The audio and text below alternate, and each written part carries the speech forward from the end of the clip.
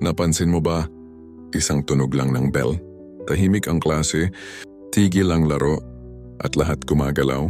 Pero sa totoong buhay, kahit may alarm, kahit may deadline, kahit may pangarap, wala pa ring galaw. Noong estudyante tayo, hindi natin tinatanong kung bakit kapag tumunog ang bell, tapos na ang break. Kapag tumunog ulit, simula na ng klase. Hindi dahil gusto natin, kundi dahil may disiplina ang oras. Ang bell ay hindi lang tunog. Isa itong paalala. Hindi lahat ng oras ay sayo. Sa buhay walang bell. Walang teacher na sisigaw. Walang magpapaalala. Kaya maraming tao ang nauubusan ng oras. Hindi dahil kulang, kundi dahil walang disiplina. Simula na ngayon, gumawa ka ng sarili mong bell. Alarm para gumising. Oras para magtrabaho. Oras para tumigil. Kapag tumunog, galaw. Walang dahilan. Ang taong rumespeto sa oras, nirerespeto ng buhay.